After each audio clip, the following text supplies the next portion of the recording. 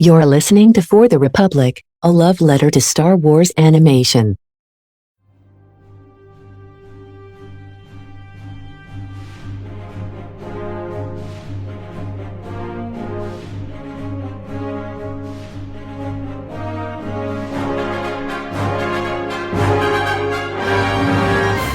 Hello there. Hello everyone and welcome to another book review here on the For the Republic podcast feed. I am one of your hosts, Andrew, once again back for another book review. We are here to talk about Brotherhood by Mike Chen. This is a book that I have been just praising left and right on every form of social media that I have ever since I've been reading it, and ever since I finished it. I've had nothing but good things to say about it. All last episode, I was trying to make references to Brotherhood with the episodes we were watching. But I am not alone. I have a special guest with me here today from the Nightsisters Podcast. It is Maddie Amidala. How are you today? It is so great to have you on the show. Thank you so much for having me. I'm doing great. I cannot wait to talk about this book. I'm so excited. Now, I know recently you just started, last week actually, you just started the Nightsisters Book Club over on your podcast feed, so that was really exciting to see. And I messaged you a while ago about coming on to talk about Brotherhood, because I have yet to see a single person talk badly about this book. It has been one of the most universally loved Star Wars books since I can remember. And we've been talking a lot on the main show about how, at least for us, the publishing side has yet to miss recently. Like, it's been a amazing year for Star Wars books. I know Padawan just came out. I've been reading that. Not too far into it, but Brotherhood was just one that I was so enamored with, and I just loved everything from the writing to the characterization to everything. But obviously we're going to talk about all that. Before we get into the book, though, one thing I like to do with new people whenever they come on the show is not only is this podcast about our love for Star Wars, but it's also about our personal connections to the franchise. So real quick, do you have like a first memory with Star Wars, or do you have a story about how you got into the franchise? I know we're similar in age, so we might have had a very similar introduction, but like, do you have like a story of what made you fall in love with this franchise, and when was that? I'd love to hear about that. Yeah, so I was kind of just raised in a Star Wars family. My dad went opening night to A New Hope up in Washington, and my brother, who is 14 years older than me, raised me to love Star Wars as well. My parents joke I've been to every Star Wars midnight showing since my mom was pregnant with me. They did the re-releases in 1997, which is when I was born, and my mom was pregnant at that midnight showing. And then I went to opening night of Phantom Menace, Attack of the Clones, Revenge of the Sith.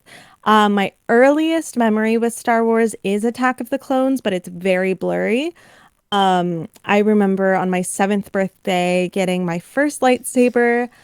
I got my first Star Wars t-shirt that year and a Darth Vader helmet. So I was probably 7 or 8 years old. And that's when I really went hard on Star Wars. I was obsessed after Revenge of the Sith came out. It was my favorite thing in the world. That was all I wanted for Christmas and birthdays was Star Wars toys. I was the same. And I always joke about this.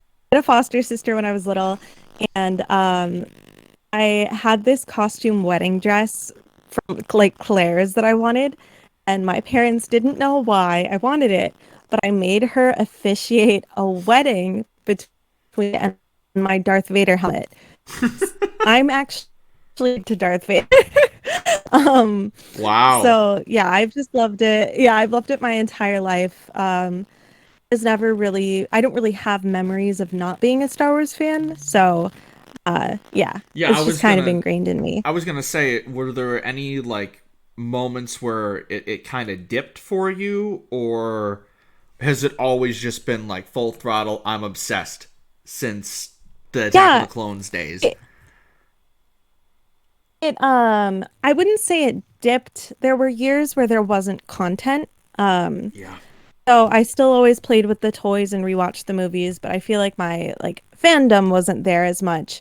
In high school, I got made fun of for liking the prequels. Yeah. But I had a Star Wars backpack, like all of that.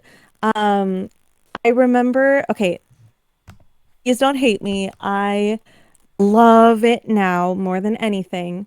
I remember when I went to see the Clone Wars in theaters opening night, and I left the theater crying because it was the first time I didn't like Star Wars. Um, and I was so upset. But then as soon as it became a show, I liked it again. You know what I mean? Like Yeah, I liked it after definitely. that. When we But yeah. so when we did, because the first episode we did for this was the Clone Wars movie, and I had Yeah. not liked it for years, but that rewatch Hmm. for the podcast was like kind of an eye opener for me. I was like, I like this a lot more than I remember. Like just getting to sit down and watch it Yeah. and not go in with the mindset of this isn't gonna be fun. Like actually getting to sit down and Hmm. absorb it. I had a very similar thing to where I was like, oh wait, no, this is actually, it's still not my favorite piece. Like I wouldn't put it in like my top 5 or anything, but I do Hmm. appreciate it a whole lot more than I did in the past, which I think Yeah. is I've had that with a lot because I, like you, grew up when the prequels were first coming out. I don't remember what my first experience in the theater was. It's either Revenge of the Sith or the Clone Wars movie, because I remember seeing the Clone Wars Hmm. movie in the theater. I don't remember if my first time watching Revenge of the Sith was in a theater or at home. I just can't for the life of me Oh yeah. remember, because I was definitely like going to the movies at that point. I think I was 7 when Revenge of the Sith came out, but I just don't Hmm. remember where it was. But Clone Wars, I definitely was, and I remember the whole thing surrounding that. But I loved the prequels growing up, and I still do. And I remember when I first like regularly had internet in my house, and I was Hmm. just random like, I'm gonna watch Mace Windu versus Palpatine, and all of the comments were, "What that? This movie's terrible." And it was the first time I like discovered that people didn't like those movies, and that was just such a shell shock for me because yeah, being on the internet in the late 2000s into like the mid to late 2010s, it was not a good Yeah. place for prequel No. fans. It is much better now, where everyone, it's like you go on TikTok and it's like the popular opinion is Revenge of the Sith is the best Star Wars movie. That was not the Yeah. case 10 years ago. Like I have No, it been wasn't. around the It was block. not. So that's why when Oh. people are like, "Oh, the sequels are always going to get crap," it's like, "Are you sure?" Because I've seen this happen I say before with that the too. prequels. Yeah. Yeah. So that was, I love hearing. Like I said, every time I have someone new on, I want to hear their story because it's the great thing about a franchise that's been around for 45 years and has multi generations of fandom is there are so many different entry points, and everyone's story Hmm. of how they became a fan is different. We may have like, oh, this was the first movie we saw, or this was the first show we saw, but their experiences and what drew them into becoming a fan are always different, which is why I love having Uh, these conversations and why I'm actually going to be doing a interview series coming up, really delving into that aspect of people's fandoms and getting to talk to people. And your podcast was actually one of the ones I took inspiration for when coming up with the oh, show, thank you. because I was just really interesting or listening to a lot of like interview shows, and I always wanted to do something like that. And I was like, okay, Hmm. let me create something here and just have people on in the fandom and really talk to them about what they love about Star Wars and get to know them more as creators and what really drives them to love what they do about the fandom. So that'll be coming soon, but I So like to have excited. That's so a awesome. mini version of that whenever we have a new guest on. So So cool. when we get into Brotherhood, I guess one thing I can say is I was not, I don't know about you, but Hmm. when I was growing up, I wasn't really a Legends kid. I read a couple of the books. There was a couple in my life. There was like a Star Wars section in my library, so I read a couple of the YA or the junior novel ones when the prequels were coming out. And I think I might have I either read the Thrawn trilogy or I had one of those like big ass character encyclopedias that had all the Legends characters in them. So that's how I knew who all those people were back in the day. But I wasn't super into the Legends. So my first like really going heavy into the books was the new canon with Lost Stars and Lords of the Sith in 2015. And ever since then, I have such a huge backlog of Star Wars books I need to read. And that's really when I got super duper into the publishing side. And now I get every new book because I just want to be caught up and I want to enjoy all these stories, even though I take forever to read these books, which is why we're doing this Brotherhood episode in early August and not May when the book came out, because it takes me forever to read. Were you a big Legends person, or was it kind of a similar thing? No, I was not a big Legends person. I read a couple, but honestly don't remember them very well. I did love reading the novelizations, though, as a kid. I had prequels novelizations and the OT. So I did love those a lot. And then when the new canon started, I was reading the novelizations for the new movies as well. But I did not get into Star Wars books until, really get into it until COVID hit. And I read Lost Stars for the first time. And that changed everything. I basically have done nothing but consume. Yeah, it is my favorite book of all time as well. So I'm doing the Nightsisters book club, which is only covering books written by women. And obviously that's written by Claudia Gray. I am so terrified to cover that book. I can't do it yet because it's my favorite book ever, like of any canon, like Star Wars or not. Love it so much. So that got me into all the books I've read, many since COVID hit. But yeah, I the only one from new canon I'd read before that was when Phasma came out. I read Phasma. See, I have Last Shot. I have both. I got Phasma right, I think, on release day, but I haven't read either. So yeah, but I love Phasma. People love Phasma, and I needed Last Shot because I'm a big Han and Lando guy. So yeah, I needed that one. But like I said, we are in such a great point for Star Wars storytelling on the publishing side, because at least to me, it is starting to feel like the thing with Legends, whether or not you were a Legends person or not, is the books felt like they had meaning to them, and it felt like things were kind of leading together. While I have enjoyed the new canon, there hasn't really been a novel that I've disliked that I've read. It does feel like, at least when the first wave of new movies were coming out, that they were supplementary material. They were there, but it wasn't really going to influence anything that we see on screen. Now, we're seeing stuff like the High Republic, where it's one big publishing collaboration. We're seeing books have higher stakes, like Brotherhood, telling big stories. And we're seeing elements of the novels being carried over into live action, like Chrysanthemum in Book of Boba Fett, just to name one thing. And Cobb Vanth being in Mandalorian, which was the one I was going to bring up, and then Chrysanthemum came out of my mouth for some reason. So there's that. Love it. But to get started on Brotherhood, Obi-Wan and Anakin has always been, I mean, right now I can see, I have the Revenge of the Sith Funkos right in front of me. I have the Mustafar Lego set to my right that hasn't been built yet. Like, they're my two favorites. Obi-Wan is my favorite character of all time, so obviously the Kenobi series, I was in my glory the whole time.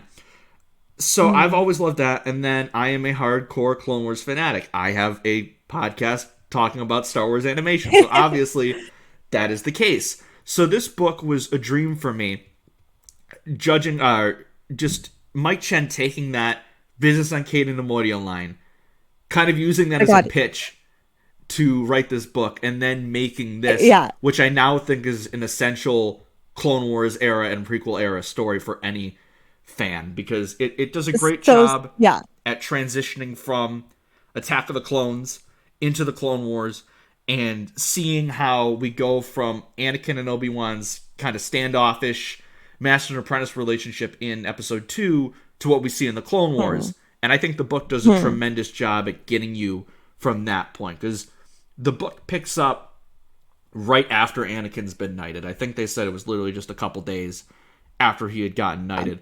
And I thought, like, when this book was announced, I thought that was going to be something we'd see.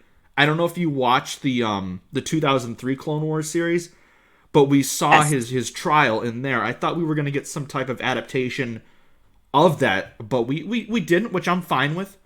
We did, however, get a couple references to that series in this book, which I will have to remember to talk about later, because I remember popping up and being like, ooh, that is from that. So that got me really excited.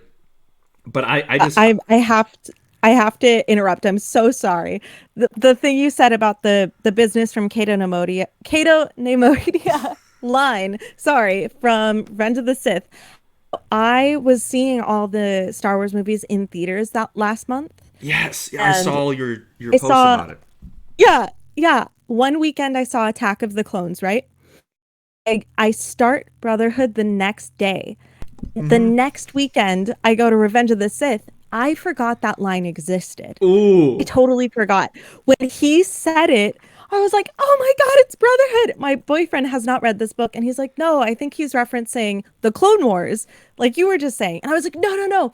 This is the plot of Brotherhood. That's the whole plot of Brotherhood. And I was so excited. I was like jumping out of my seat because I totally forgot that line Obi-Wan existed. says it, and you're just like, oh, sweet, sick Brotherhood reference, even though the movie was made almost 20 years ago.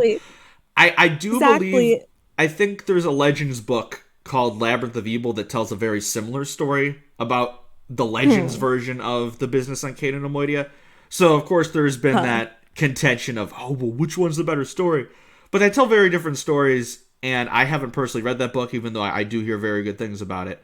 But this is what I'm going to be thinking of now, because the book also does a really great job of establishing perspectives and sides in the war, and showing that, hey, you know, this republic that we're all idolizing and we're all just pledging our allegiance to, in some cases blindly, may not be the perfect republic that we picture it to be. And so to even see characters like Anakin, who we see have such like a blindly dogmatic devotion to the republic and to his version of peace in the galaxy, to even see him have some questions and realizing for the first time, hey, maybe this republic that I love so much, maybe they do some really messed up stuff, and they're starting to realize it. And it does play, the book does a great job at showing, okay, so they even know right off the bat that there is some sense that someone is playing both sides of the war, and us in our mind know that that's Palpatine. But what I loved about this book is that they never outright have a scene where it's from Palpatine's perspective, and he's like, yeah, so that was great that I had them set up the bombing. Like, I like that Mike Chen didn't need to do that. But jumping off of that, I do really love how he frames each chapter of these books as from the perspective of a different character. I thought that really helped with the book's narrative. Is like, okay, so this chapter is from Anakin's perspective, and then it will jump to Obi-Wan, and then we'll jump to one of the newer characters, like Mill, who's a youngling that Anakin travels with, I adored her. And then we got some of the Neimoidians and Ventress. So I really love that, the way that Mike Chen chose to write this book. I believe this is his first Star Wars novel he's ever written, and after reading this book, I very much want him to write more. Not just in the Clone Wars era, but I want him to just dip his toes further into the Star Wars sandbox, because the man has such a great way of writing these characters. I was shocked by not just like Anakin and Obi-Wan, but I was shocked at how much I loved how he wrote Anakin and Padme together. I'm not sure how you felt, but there are like scenes in like when they're on their little date in the lower sections of Coruscant with the balloon and the ice cream and all that stuff, I was just mouth agape of how well Mike Chen wrote those two's relationship, and it was so refreshing to me. I'm just, have you read Queen's Hope? Just a question. I have not finished okay. it, no. So, one thing I will say is that Queen's Hope does a really great job.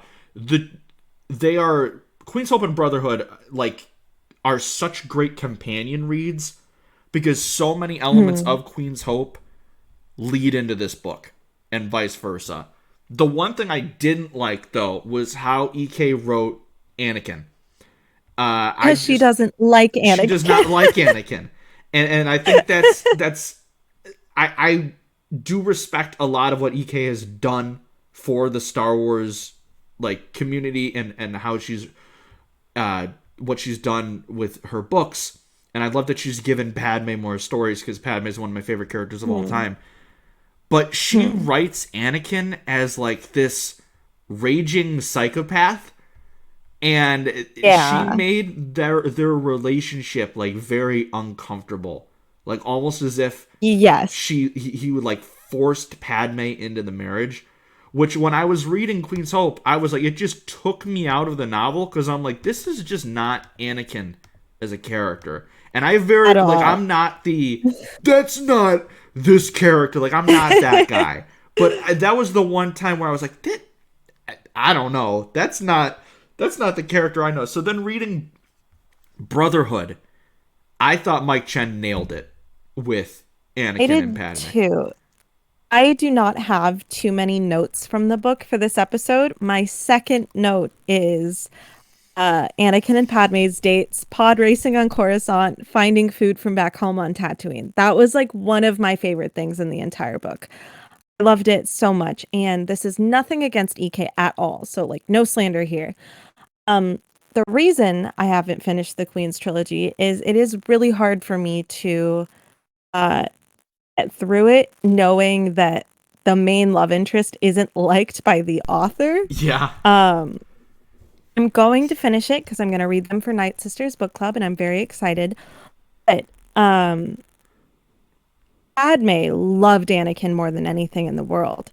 Having a perspective where Padme was like manipulated into this relationship as if she's not a very smart, independent, older woman, I don't agree with that. Yeah, but that's nothing really against EK me at all. It's just a difference in perspective. But that is the reason I haven't finished it. So it's funny that you asked and then basically my own question. Like, I totally agree. Yeah. I was really weird with that one because I read half of Queen's Shadow, really enjoyed it, but never got around to finishing it.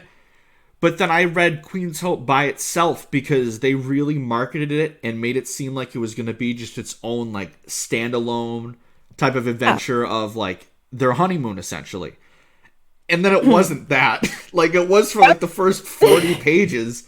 And then it turned into something where I'm like, man, I really should have read the other two because I have no idea what's going on with like the other handmaid, even though I'm aware of their stories, but I was just like so lost at points. So I really feel like if I had read at least Queen's Peril, I would have enjoyed it. I thought I liked the book, but there was that point where I was like, I don't know. I just, this isn't, that was the one thing where I was like, okay, the character to me is just lost in translation. But I thought, like I said, he nailed this moment in Anakin's life of we're seeing him still have those moments of being a bit too brash and having those moments of just really like wanting to one-up Obi-Wan, but we're also seeing his greater maturity come through.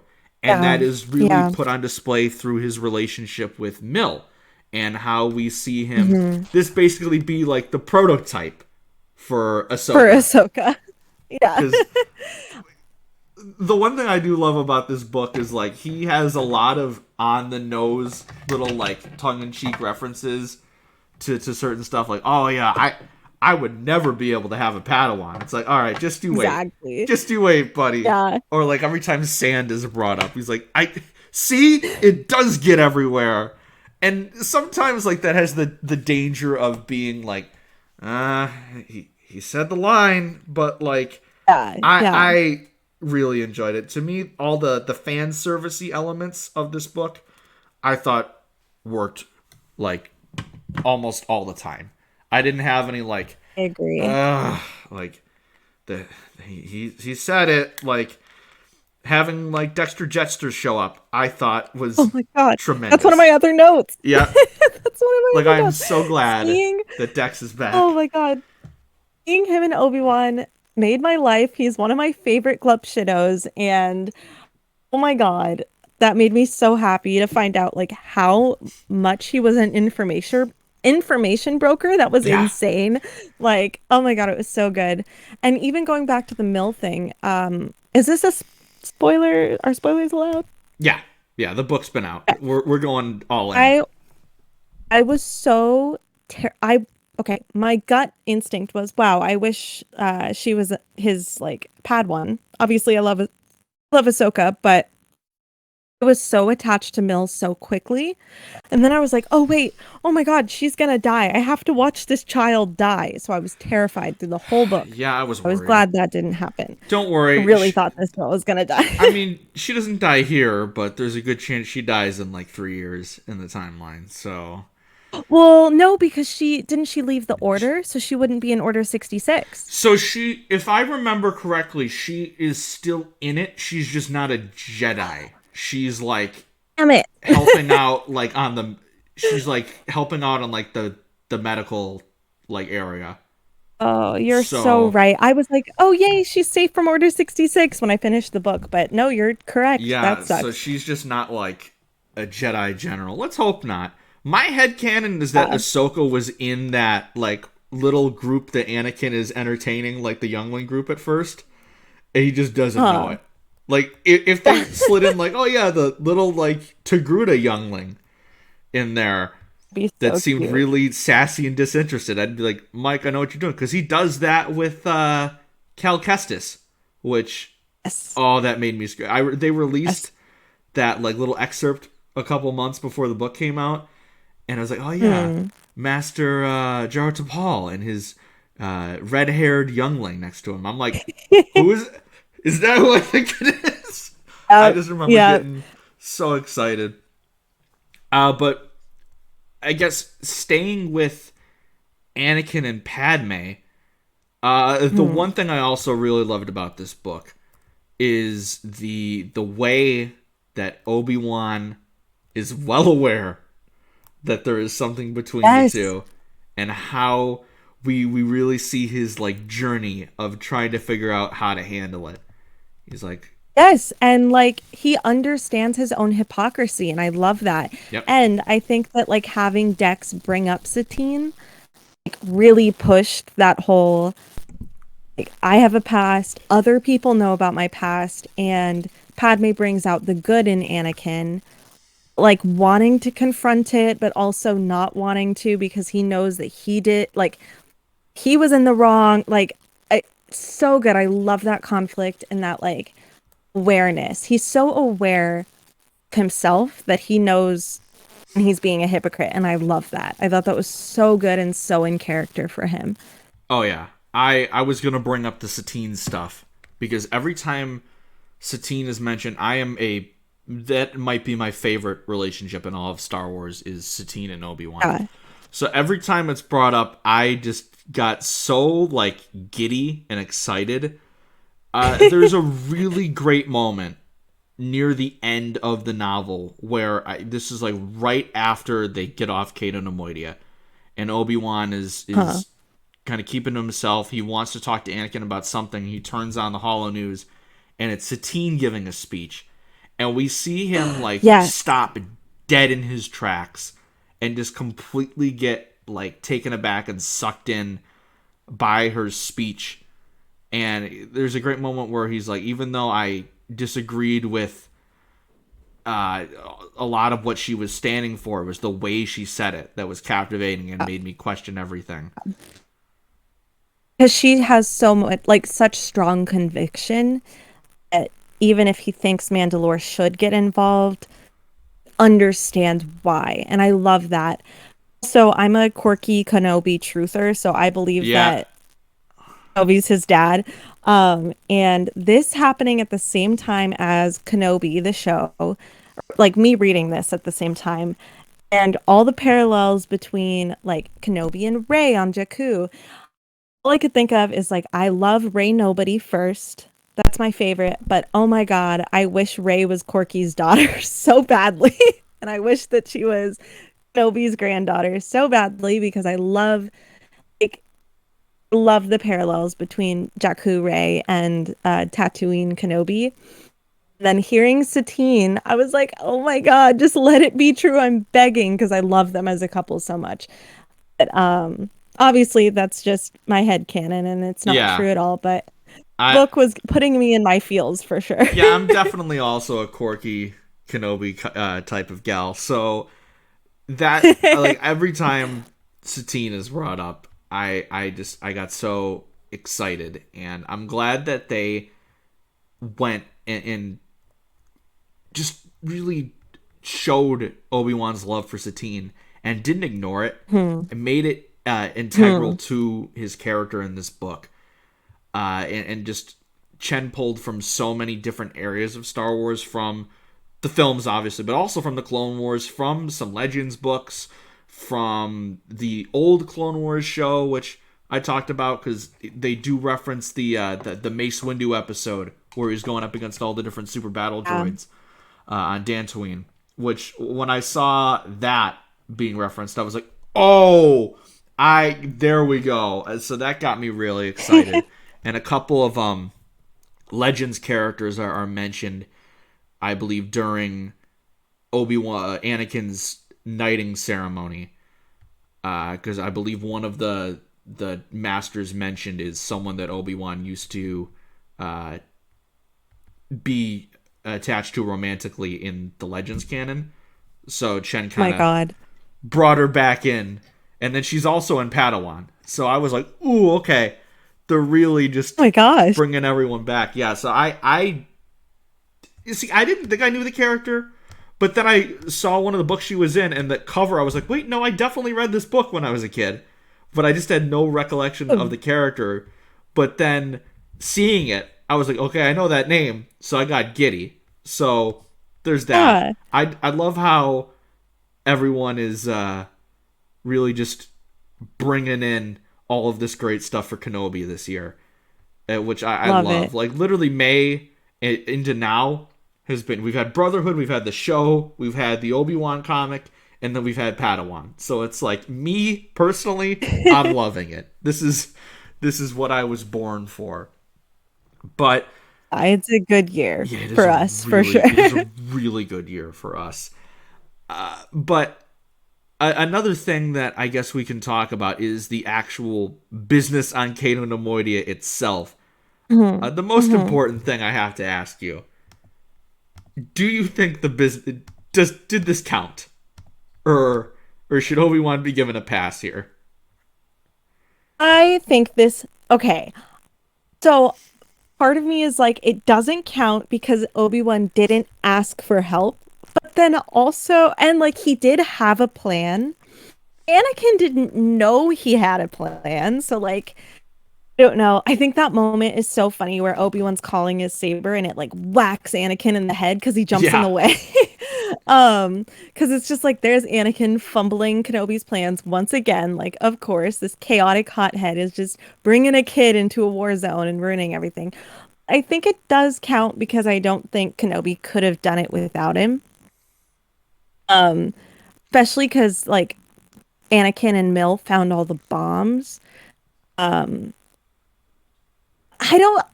such a good question because like Anakin totally did save his skin, but I also feel like if we just let it happen, if Anakin had let it happen, Kenobi would have found a way, you know? Yeah, definitely. That's right. It's a tough one. I think I'm on the it did count because like you said, like I get the feeling that if Anakin didn't show up, even though Obi-Wan was like, I have a plan, I don't know if it would have ended great.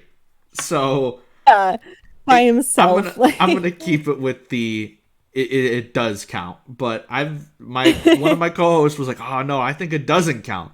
And I'm like, I'm an Obi-Wan guy. But even I was like, sorry, buddy, I think think you got to take the L here. So funny. But onto the actual stuff, like getting to see Cato Neimoidia and the Neimoidians, like getting to see their culture besides the Trade Federation Trade and besides Federation. Yeah. Newt Gunray and one of my least favorite characters in Star Wars, Lot Dodd. Like every time he got brought up, I'm like go away. But getting to see like them as people, I really enjoyed it. And again, Queen's Hope spoilers here, but that book also does a pretty good job at breaking down the Neimoidians and making them so they are more humanized and like de-vilified, and just really making it so Newt Gunray is like the one big extremist that is an entire culture is being labeled as being just like him because of the actions of one person. And we really can see a good job at breaking down prejudices, especially in Anakin's perspective, because Anakin, like they mentioned, he's only ever had negative encounters with Neimoidians. One of his earliest memories of being in the Order or being attached to the Jedi Order is the invasion of Naboo. And who did they imprison and invade? Padme. So obviously, Anakin's rage is connected to people that harmed Padme. There's a great line in this book.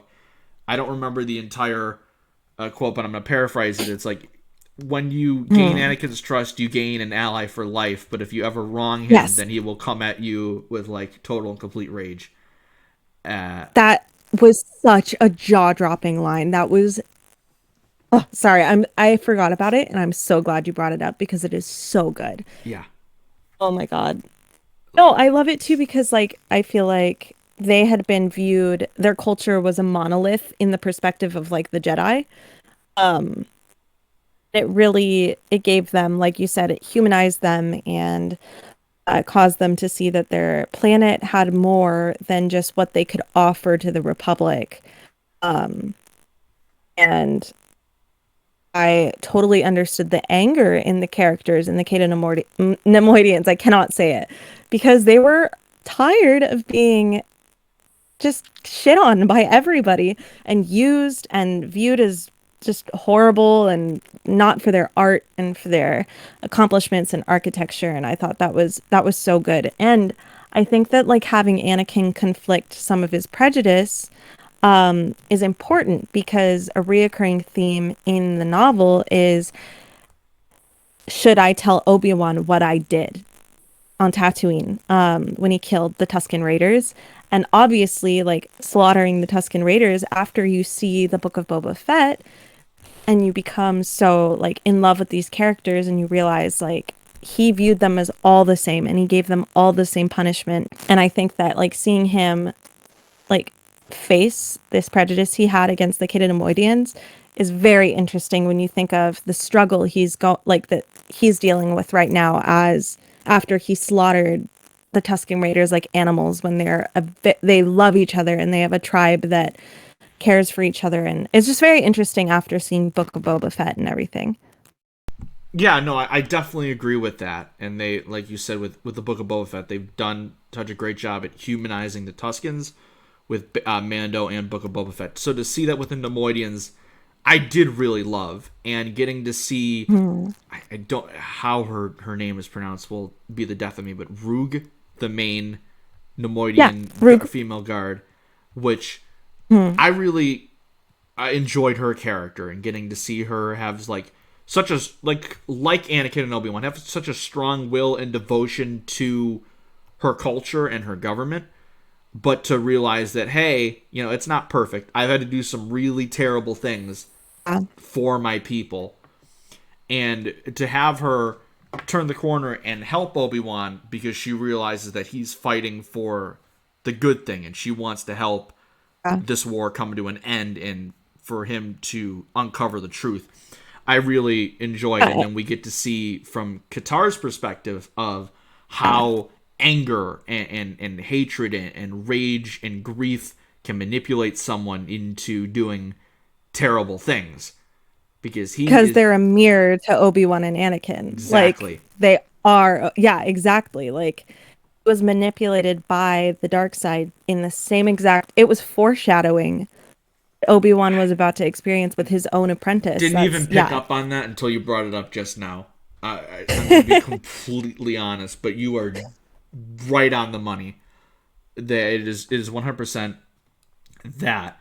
And getting to see the early encounters of Anakin and Obi-Wan with Ventress, I really loved. Because I knew she was in this book. Like, I knew they mentioned it. But when she first shows up, and it's like, oh, Dooku's agent. And then I was like, oh, who's this character?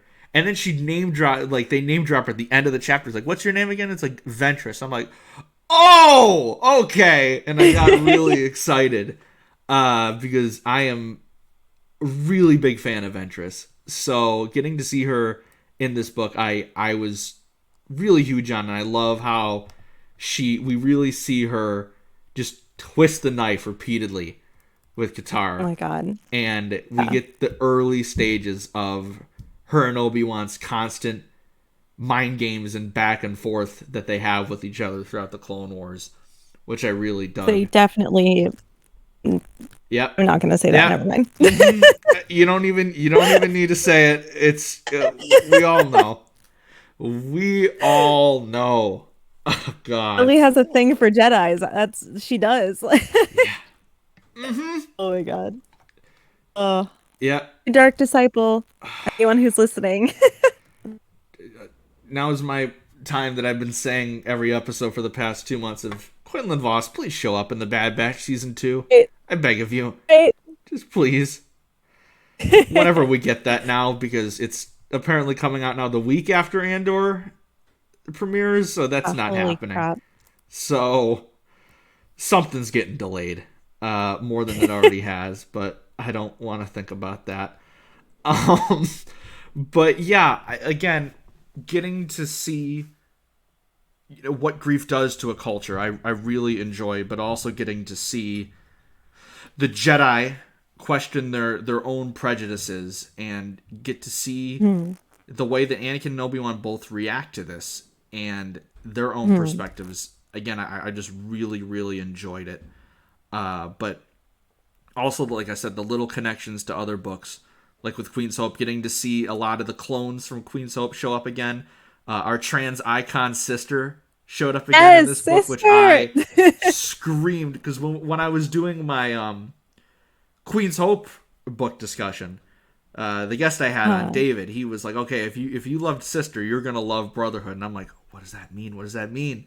And then she shows up again in this one. I'm like, oh, okay.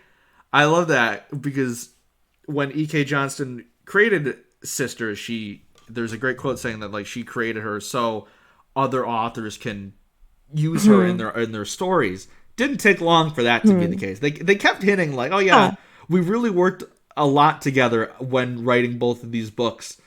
And I'm like, you can definitely tell reading them back to back like I did. Like they are like Queen's Hope is like honestly like a Brotherhood prequel in many different aspects.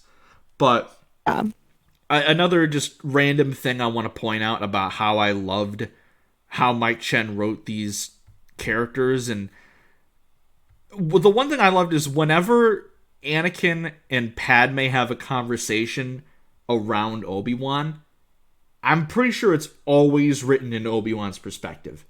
And he always points out like the mini like details of like, oh, Anakin will briefly slip away from like the monotone that he uses when talking to all the Jedi, and he'll briefly show something, or he'll like raise an eyebrow or react slightly different, and Obi-Wan will pick it up in the Force, and how Padme will get briefly excited real quick and then turn into like her Senator Amidala persona.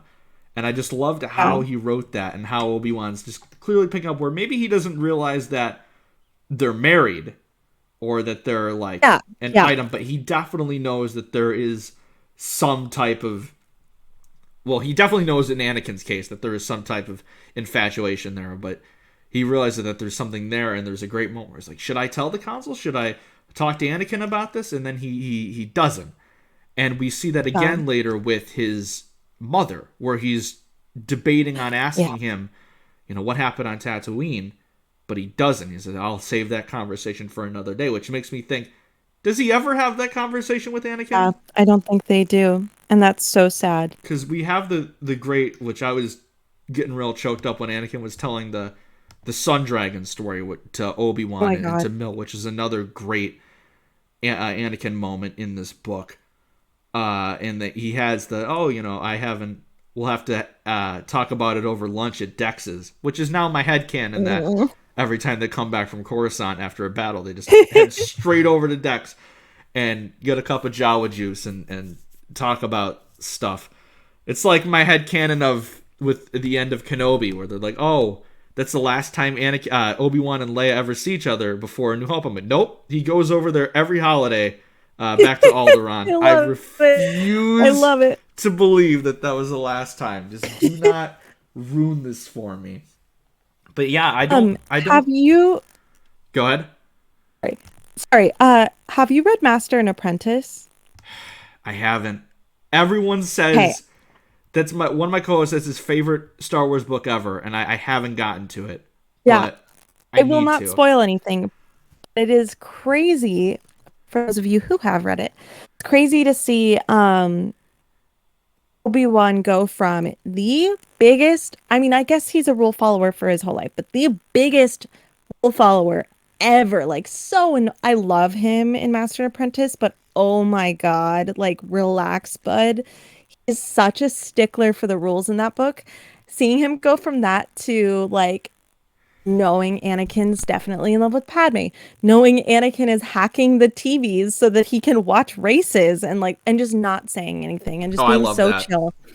And seeing their relationship, you touched on this, but seeing their relationship go from Master and Apprentice to Anakin still calls him Master, but they're on equal ground now. Yep. And the instant relaxation that they both have, where there was so much animosity before, which makes me really sad because I think of them as brothers, right? But they didn't become brothers until this point. It was father and son, and then once they were equals, then they were truly brothers. And it's oh my God, it's so sweet. There's the end quote that I need to talk about later, but I just love the fact that Anakin's literally just I gotta turn the game on. I need to watch something else. And Obi-Wan just catches him and doesn't say anything. But what I do love is I believe Padawan is before Master and Apprentice in the timeline by a little bit, because Obi-Wan is 16 in Padawan. So in Padawan, Obi-Wan is this anxietal mess. So something must have happened between then and Master and Apprentice to where he just turns into Mr. You gotta follow the rules at all costs.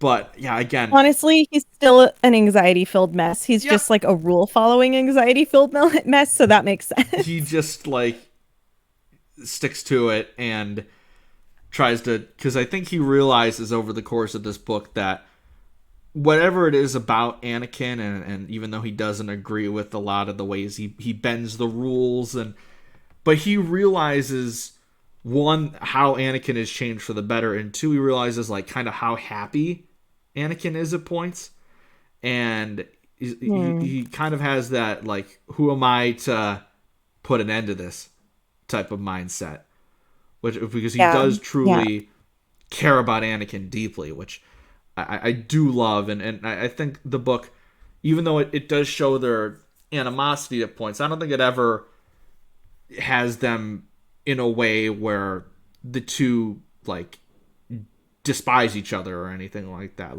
Their relationship is fully on display. Because a lot of Anakin's moments touch on his trust in Padme, in the Chancellor, and in Obi-Wan. And even though there's talk of moments where the two were at each other's throats, it's always Anakin goes back to Obi-Wan, and there's always the little moments of with Obi-Wan, oh man, if Anakin were here, would this be any different? Yeah, I love those moments too. Like I said, I loved their relationship in this book, and then I have to get the ending quote from Roog's perspective when they encounter each other on the battlefield. Obi-Wan Kenobi and Anakin Skywalker, brothers in arms of the Jedi Order, together they were unstoppable. It's one of my new favorite quotes in all of Star Wars, because I just adore it, and I love how this journey changed them for the best, and we get to see it on display there.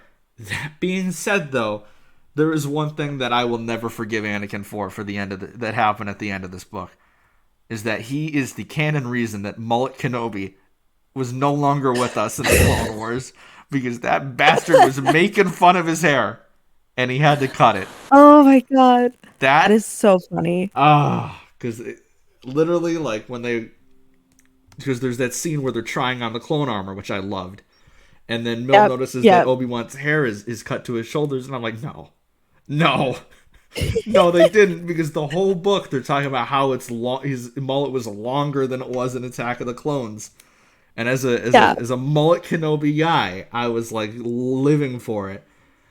And then they even mentioned that like Anakin's hair is like really like shaggy at this point too, and I'm like, what does that look like? Because I'm trying to picture, like, while I'm reading it, like in my mind, like what everything is, and like I keep like by default think of Padawan hair, but I'm like, he doesn't have the braid. So when they just say, like, oh, his hair is kind of a mess right now, I'm like, who are you to talk right now, Anakin, about hair? And then Cody shows up, and he's like, yeah, I have a feeling we'll be fighting many battles together. I'm like, tears. Oh, so good.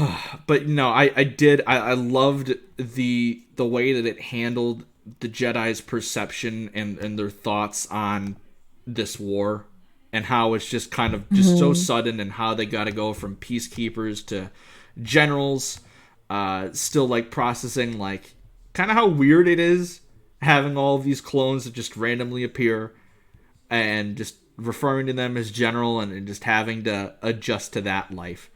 And then by the end of the book, obviously, we go further into the Clone Wars as we know in the series.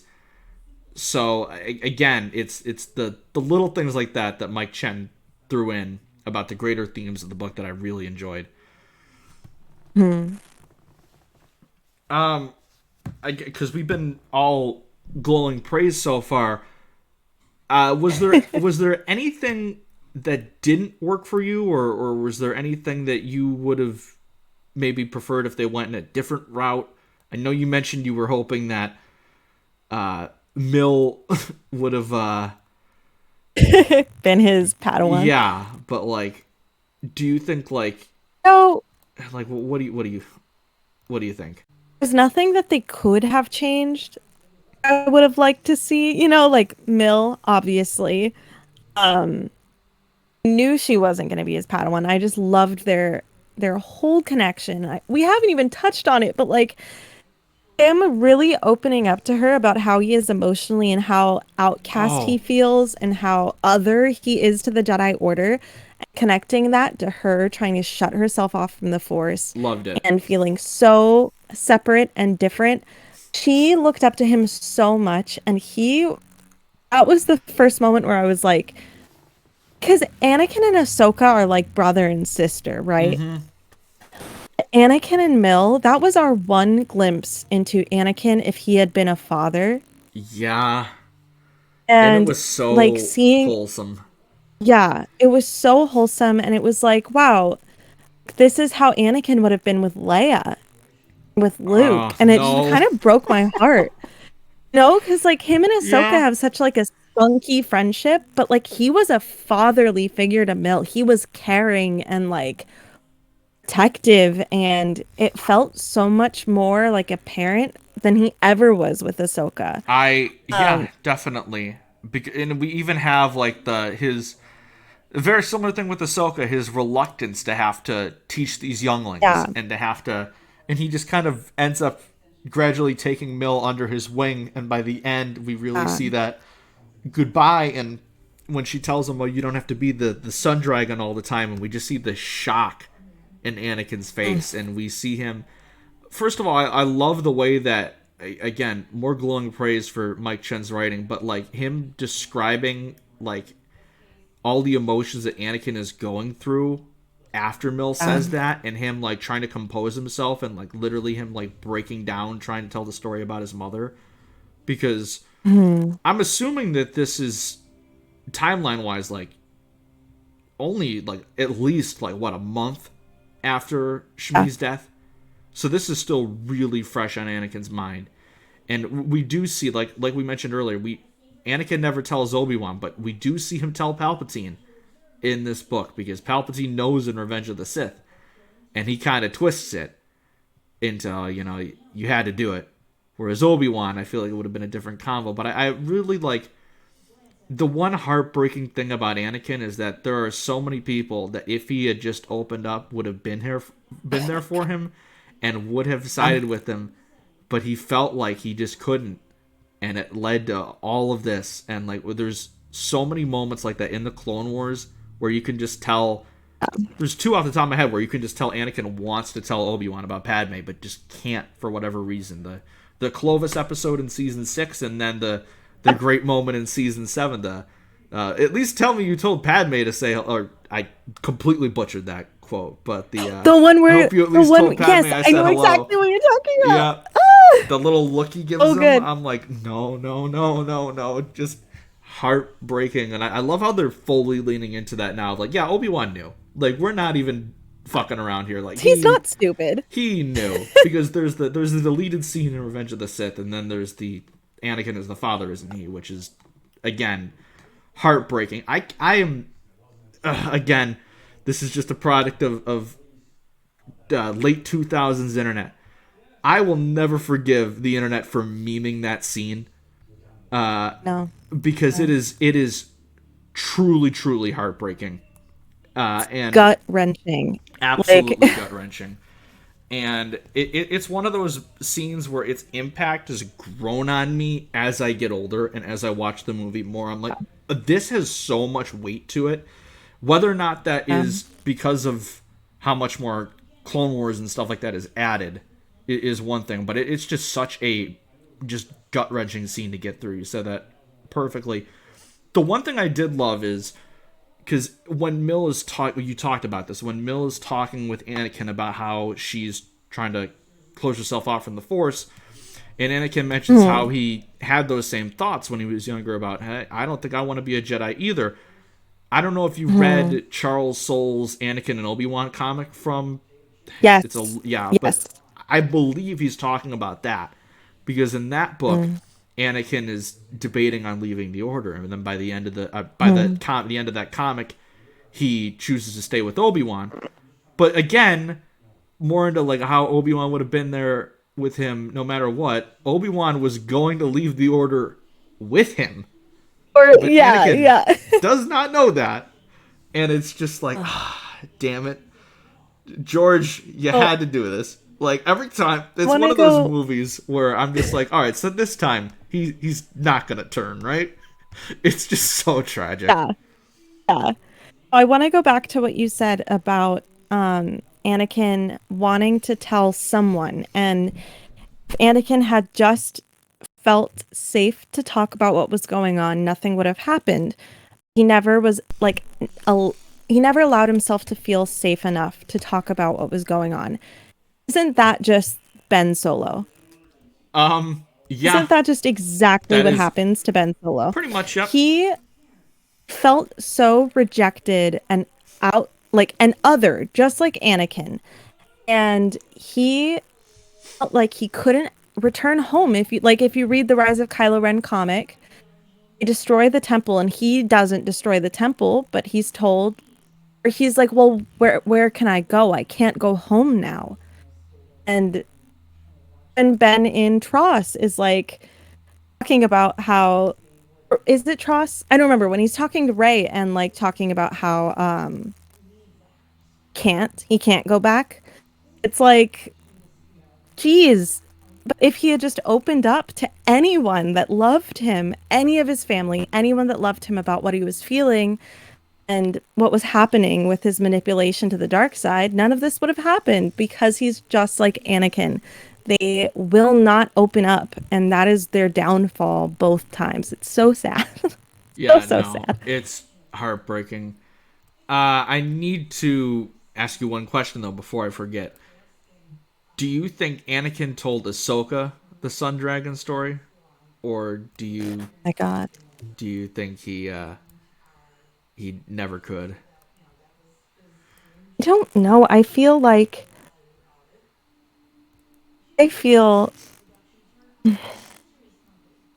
maybe totally off. There was a vulnerability and connection between him and Mel. As much as he loved and was close to Ahsoka, I feel like it had the same emotional vulnerability because he was her master. Whereas with Mill, there was this honesty that he was giving her to comfort her. Ahsoka was Ahsoka. Ahsoka's like, I can do anything. I blah, blah, blah, blah, blah. I'm a girl boss, you know? I love her to death, but she was girl bossing. Yeah. And there were hard moments for Ahsoka, but she was never broken down to the point where Mill was broken down when Anakin meets her. Because she was just out there slaying. And Mill is just a little scared girl. And I think Mill is more of a reflection of Anakin in The Phantom Menace than she is a reflection of Ahsoka. Yeah. So That's I spot think on. that, yeah, I think that because he probably viewed her as younger him, that's why he felt like he could tell her a story from his days on Tatooine, where I think Ahsoka is more like Attack of the Clones Anakin. And he didn't need stories. He didn't need to tell her stories about his mother because she was at a different stage of life, whereas Mill was connected to the life he lived on Tatooine with his mom. Does that make sense? No, definitely that does make sense. Could be way off though. I'm sure people will disagree, but that's my take on it. No, like I think that's actually a great way of looking at it. I think there could have definitely been moments where it could have been brought up because we do know that Ahsoka is one of the few that he did trust with the whole Padme thing. Although I believe Ahsoka just kind of realizes it like on her own and then eventually figures it out herself. But like it's like her, Rex, and Palpatine. And then Obi-Wan just couldn't make it into that list because there was something about the him thinking that the council would find out. But one of my greatest mysteries is, and just biggest what ifs is, like, would the council have even kicked him from the order? Like, that's always like one of my greater questions. Like, I feel like Windu might have, but I don't know about like Yoda and a couple of the other ones.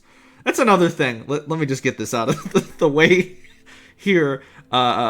This book not good for our boy Master Windu. He is oh my God. The way Anakin is like his perspective on Mace in this book is very like Attack of the Clones, like this man hates my guts type of perspective. Yeah. And I know for a lot of people that aren't big Mace Windu fans, they were like, yeah, this book didn't really help with that. But yeah, they really portray him as such a like, oh, this guy's always out to get me type of character in this book, which I just found funny because there's that moment where Anakin is trying to I don't remember who he was trying to contact, but then Mace shows up on the comm instead. Oh my God, he's yeah. like, oh shit, and he has to like make something up on the fly, which I just found that hilarious. Of like, oh, he's like, oh, he's the cranky old neighbor that he's got to avoid. Yeah, no, there again. I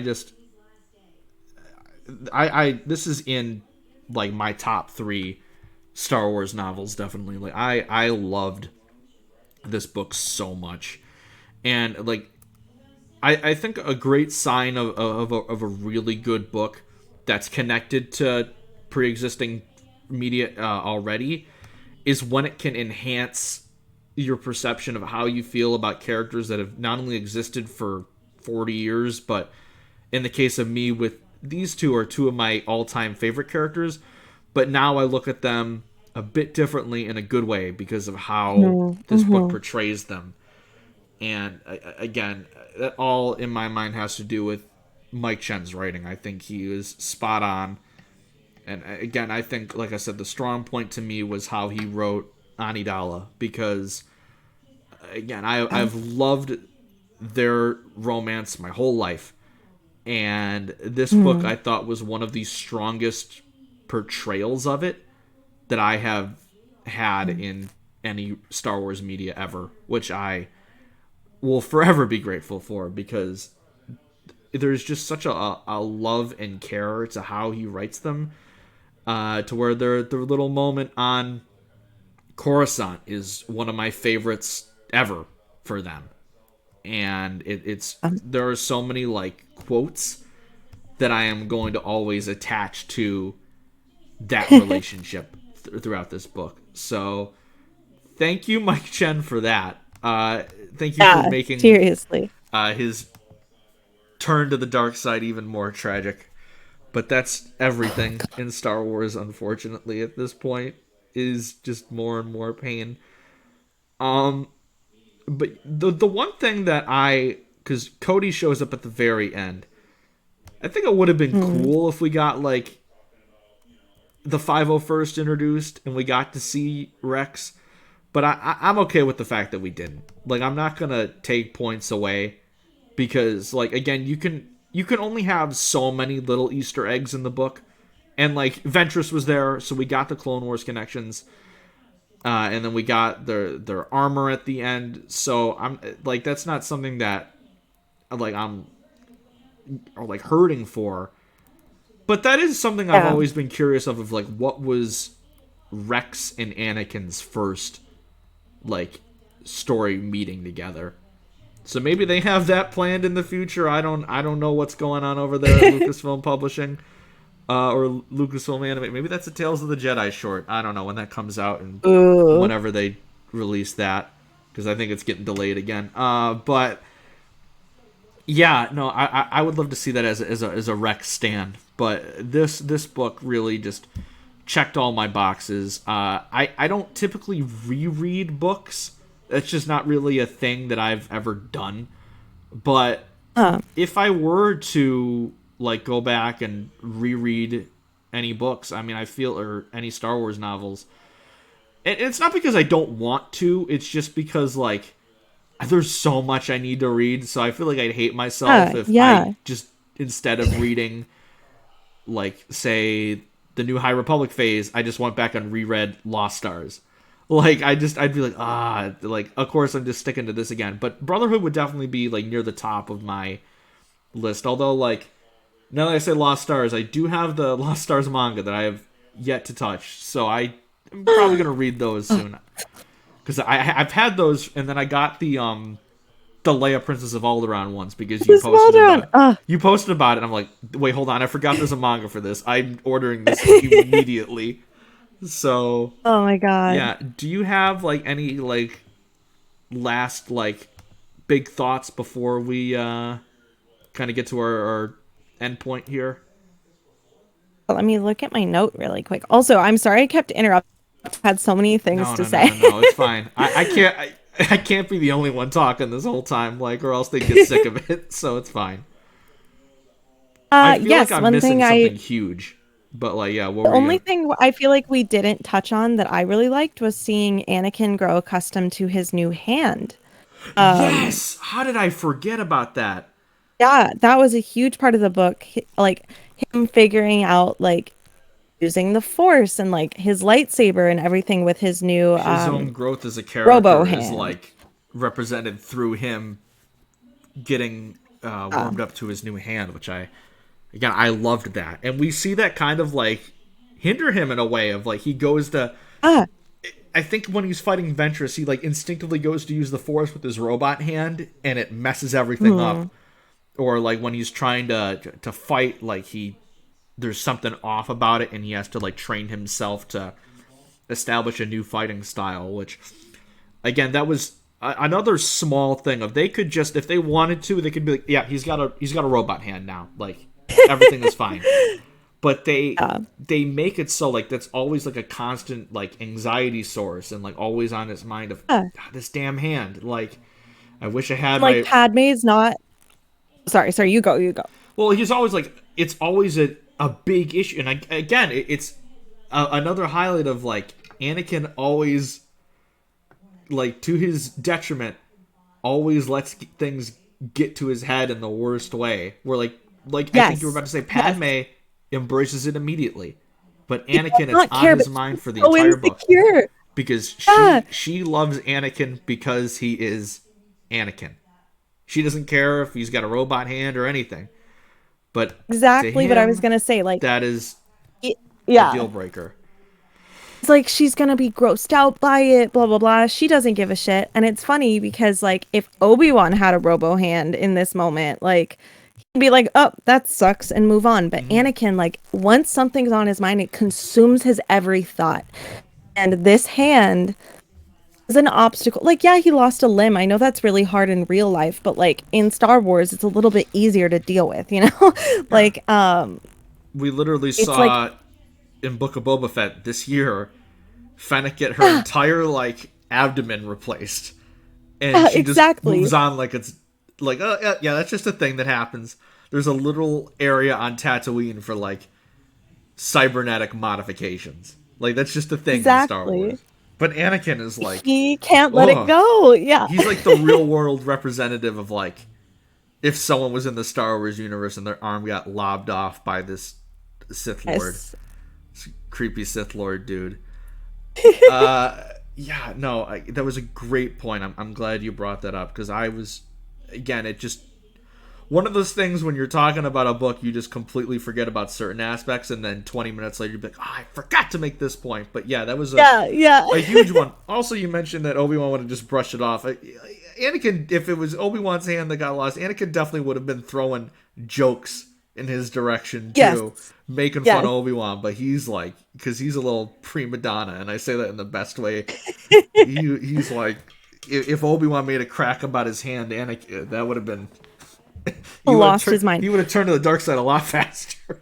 Yeah, with Peace and Love, Anakin is a little bitch, and he's also one of my favorite characters of all time. So I'm allowed to say it. You're allowed to say it. That's why I'm allowed to say, maybe it's, because he made fun of Obi-Wan's hair. Someone will say, maybe you deserved everything that you got, buddy. But like, I say that with love. Exactly. With love. Exactly.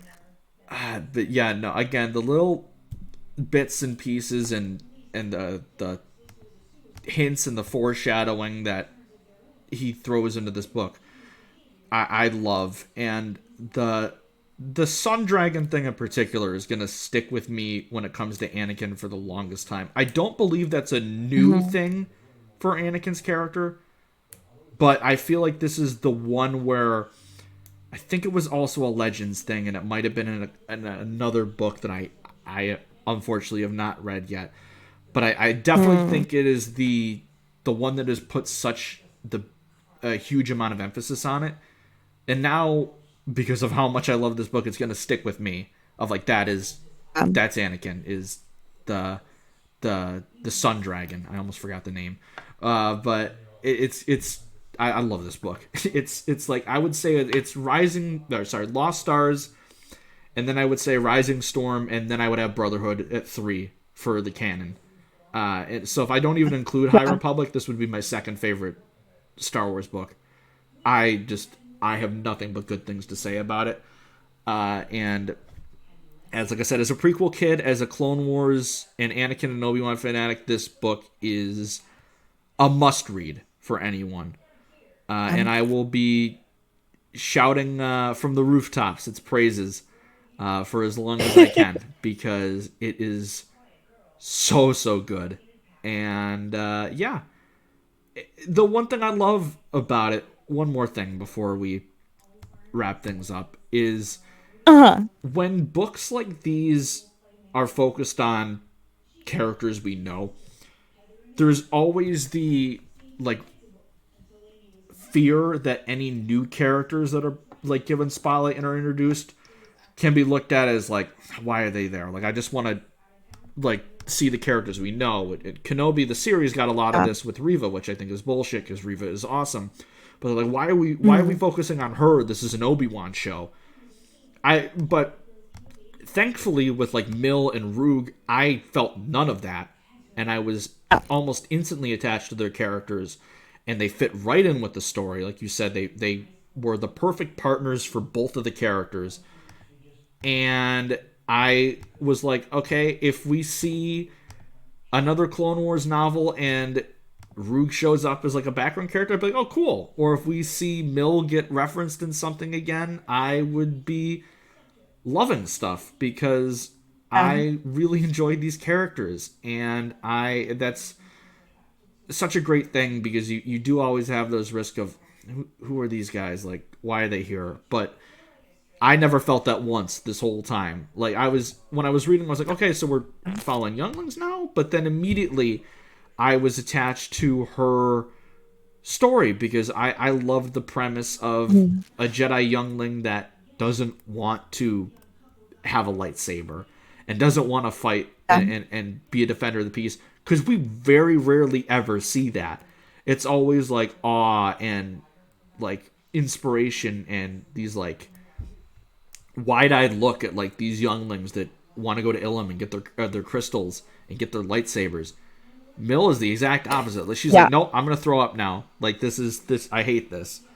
And that was such like she's such a mood. I love it. I know, that was such a new like perspective, and I really appreciated it. And I am all for more characters like that, and I'm all for everything that Chen did in this role. So, any last thoughts before we wrap things up, or have you? Yeah, I did want to say, I wanted to say for those listening, if you are more interested in Sun Dragon, I did some fact checking. It's first mentioned in the Revenge of the Sith novelization. There we go. And One then of the ones in I new haven't read. canon, in the new canon, it is first mentioned in Star Wars from a Certain Point of View, Empire Strikes Back short story called Disturbance. It is also mentioned in the new book, Shadow of the Sith is the new one, right? Shadow of the Sith came out end of June. Yeah, it's the Luke and Lando one. So Shadow of the Sith mentions it as well. So if you are interested in that little story, that is where you can find it. Awesome. That's all I had to say. Awesome. Okay.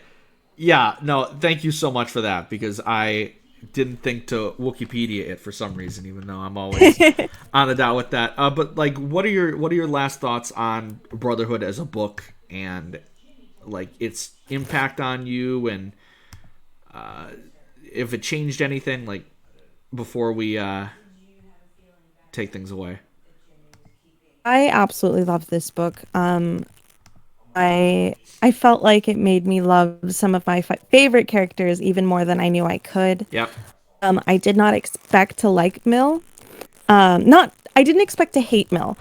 But sometimes little kid characters just kind of annoy me a little bit. Yeah, no, there's always a risk with characters like those. Loved little Leia though, and I love Grogu, so maybe I'm changing as I become an adult. But if you didn't like little Leia, way I would have ended the episode right now. I'm sorry. No. Yeah. I adore her more than anything. Okay. But loved Mill more than I thought I would. And I would love to see her again later. I just think that it's so important. Like, the Jedi taking children away from their families, to me, is so vile. And children are not old enough to make the decision to join this religion where they cannot fall in love, and they cannot, like, there's so much that's taken from them. They lose their families.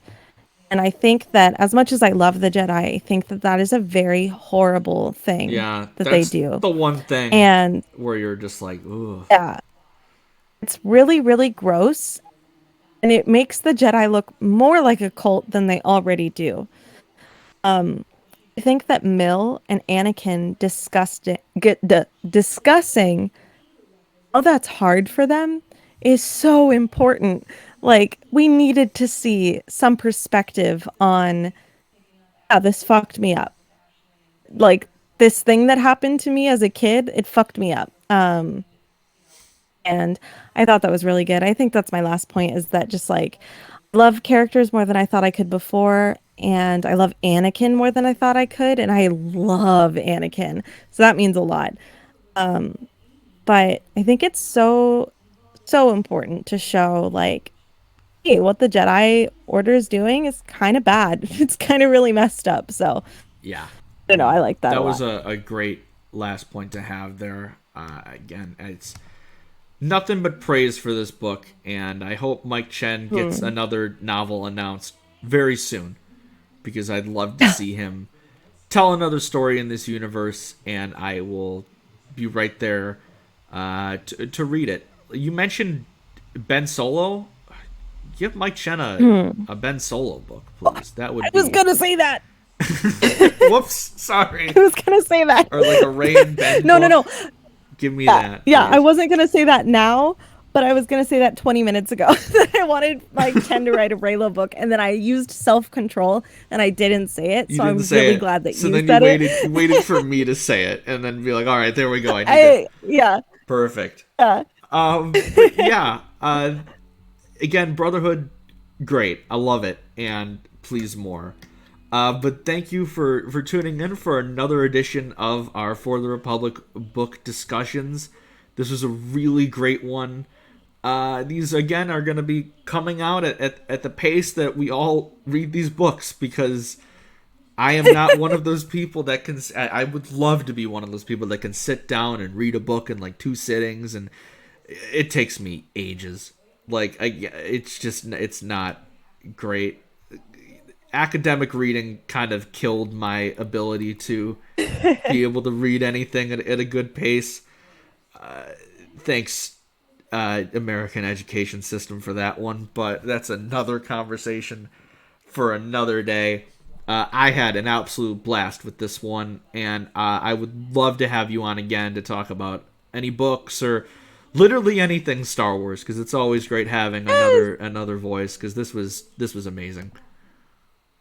I would love to. Especially because I can't cover books written by men on my podcast. Any book written by a man, please have me on here because I want to talk about them and I can't. So you're please. Like, nope, that's not a part of the theme. But Padawan is written by Kirsten White. So when you get around to that one, that should be a great one for the book club. I'm literally just looking down at my like little thing on my desk, and I'm seeing all the stickers you sent me a couple months ago, because I haven't been able to put them on anything yet. So they're just chilling. They're finding a home soon. The Nightsisters Podcast. Whenever I get a new hydro flask or something that I can put on there. But speaking of the Nightsisters Podcast, tell the good people where they can find you, about your podcast and stuff like that while we head out here. Yeah. Yes, quick elevator pitch. Nightsisters Podcast is dedicated to highlighting women that make Star Wars great. So whether that is the creators of Star Wars that are female, the fans that make the fandom community great, anything under the sun, the authors, all of that, I will talk about it. So I interview a lot of women in the fandom, and I'm doing a book club about books written by women, and I'm also going to start doing Lucasfilm deep dives. So like Marsha Lucas is going to be my first one, but talking about the careers of women that created Star Wars is coming very soon. You can find me at Nightsisters Pod on Instagram and Twitter, Nightsisters Podcast wherever you listen to your podcasts. And if you'd like to just follow me, I'm at Maddie _Amidala on Twitter, TikTok, and Twitch and Instagram. So you can find me there. Yeah, she posts a lot about like nerd fashion and like seeing movies in theaters that I'm like, how are you seeing this in the theater right now? I'm so jealous. I've only ever had that when I saw during COVID they put up Empire Strikes Back at the drive-in. So that was an amazing experience, getting to see my favorite movie at the theater. But you're like, yeah, just seeing Solo in the theater. I'm like, what theater is showing this right now? I want to cry about Kira, as my Kira Black series is just permanently in a fallen state right now. It's just the stand broke. Such a mood. It's depressing.